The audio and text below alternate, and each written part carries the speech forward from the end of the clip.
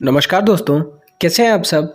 आशा करता हूं कि आप सब अपने घरों पर सुरक्षित होंगे और अपना बहुत अच्छे से ख्याल रख रहे होंगे। दोस्तों, अभी हाल ही में कुछ न्यूज़ आ रही है कि रेलवेज़ अपनी सर्विस को फिर से स्टार्ट करेगी। मतलब कि पहले तो श्रमिक स्पेशल ट्रेनें चली रही हैं जिसमें मज़दूरों को अपने घर लाया जा रहा है। तो आने वाले जो अगले मतलब कुछ जो न्यूज़ आ रही है कि ट्रेनें चलेंगी, जो नॉर्मल ट्रेनें जो कि शताब्दी हो गई, इन सब पे चलने का विचार हो रहा है। तो इन केस अगर वो सब ट्रेनें चलती हैं तो उनमें आप कैसे ट्रैवल कर सकेंगे, क्या क्या प्रोटोकॉल्स और रूल्स आपको फॉलो करने पड़ेंगे, वो मैं आपको इस वीडियो में बताऊंगा। तो चलिए दोस्तों, वीडियो को स्टार्ट करते हैं। 25 मई से देशव्यापी लॉकडाउन के चलते थमे यात्री ट्रेन के पहिए अब चलने को तैयार हैं।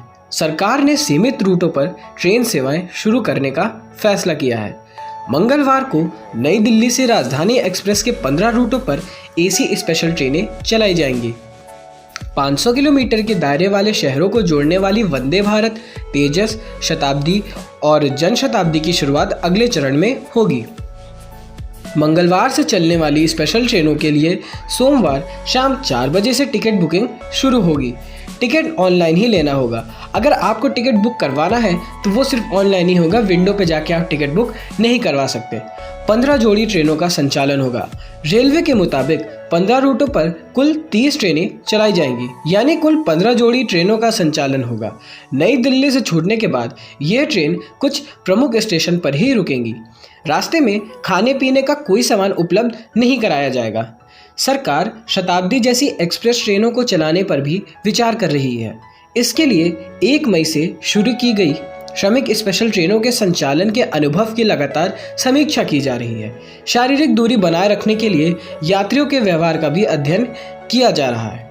श्रमिक स्पेशल ट्रेनों में फिलहाल 1000 सवारियां ही बैठाई जा रही हैं। दोस्तों, आपने सुना होगा जो श्रमिक स्पेशल ट्रेन चल रही है इसमें सिर्फ 1000 लोग ही बैठ सकते हैं। इसके कमियों को दुरुस्त करके ही शताब्दी जैसी ट्रेनों के संचालन पर विचार शुरू किया गया।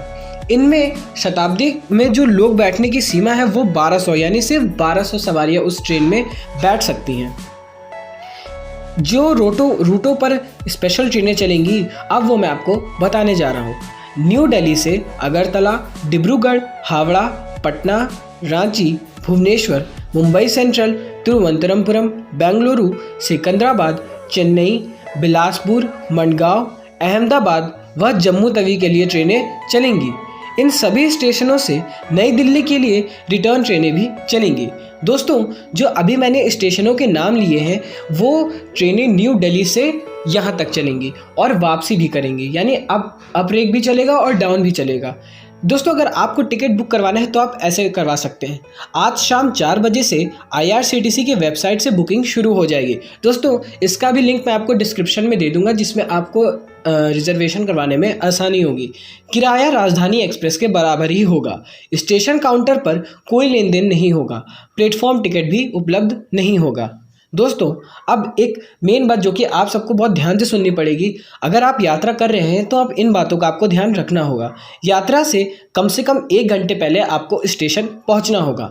बिना लक्षण वाले लोगों को ही यात्रा करने को मिलेगा। मतलब कि अगर किसी को बुखार है या किसी को जुकाम है, जो भी फीवर टाइप है, अगर किसी भी यात्री को ऐसी कोई चीज़ हुई तो उसकी यात्रा मतलब वो आगे सफ़र नहीं कर सकता। मास्क पहनना सभी यात्रियों के लिए अनिवार्य रहेगा। सभी के मोबाइल पे आरोग्य सेतु ऐप जो कि कोरोना वायरस से लड़ने के लिए निकाला गया है, उसके सभी के फ़ोनों में इंस्टॉल होना चाहिए। अगर आपने इंस्टॉल नहीं किया तो उसका भी लिंक मैं आपको डिस्क्रिप्शन में दे दूंगा, आप उसको इंस्टॉल कर सकते हैं। टिकट बुकिंग में किसी भी तरह की रियासत नहीं मिलेगी। तत्काल प्रीमियम, तत्काल और करंट बुकिंग नहीं होगी। अभी केवल AC कोच के साथ ही चलेंगी सभी स्पेशल ट्रेनें। और दोस्तों, सारी जितनी भी, जैसे आप सब जानते हैं कि जब आप AC ट्रेनों में ट्रैवल करते हैं, suppose first AC, second AC, third AC, तो उसमें ब्लैंकेट्स, चादर, इन सब की सुविधाएं दी जाती है। लेकिन अब ऐसा नहीं होगा। ट्रेन में कंबल और चादर की सुविधाएं यात्रियों को नहीं मिल पाएगी। AC कोच का तापमान भी सामान्य से थोड़ा ज़्यादा ही रहेगा। सफ़र के रास्ते में खाने पीने का कोई सामान भी नहीं मिलेगा। तो दोस्तों, ये था ट्रेन के बारे में कि अगर आप कैसे बुकिंग करवा सकते हैं और आपको कौन कौन से प्रोटोकॉल्स फॉलो करने होंगे। दोस्तों, इसी के साथ साथ जो हवाई सेवा है उसकी भी तैयारी स्टार्ट की जा रही है। ट्रेनों के साथ साथ कुछ रूटों पर हवाई सेवा भी शुरू करने का विचार कर रही है। 14 मई से कुछ घरेलू फ्लाइट उड़ान भरने की उम्मीद में है। दोस्तों, 300 और श्रमिक ट्रेनों का होगा संचालन। इसके साथ ही भारतीय रेलवे कोरोना वायरस देखभाल केंद्रों के लिए 20,000 कोचों को आरक्षित करने के बाद उपलब्ध कोचों के आधार पर नए मार्गों पर अधिक विशेष सेवाएं शुरू करेगा।